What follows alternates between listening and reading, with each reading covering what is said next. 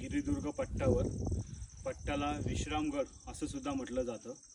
विश्रामगड का म्हटलं जातं याचा रंजक इतिहास आहे आणि आज जो इतिहास आहे त्या इतिहासामध्ये आजच्या 22 नोव्हेंबरला फार महत्त्व आहे।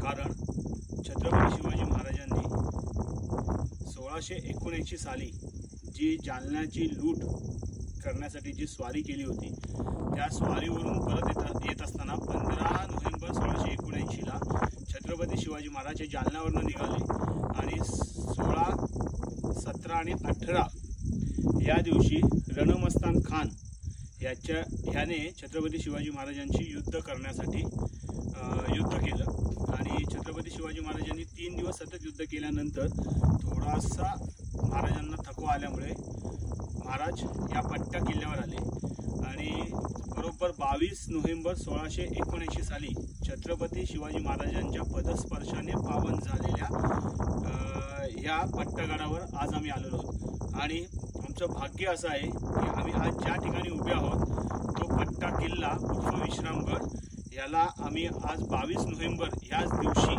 आज आलेलो आहोत। त्यामुळे मला असं वाटतं की हा खूप मोठा योगायोग आहे। धन्यवाद। बोला छत्रपती शिवाजी महाराज की जय। जय भवानी, जय शिवाजी।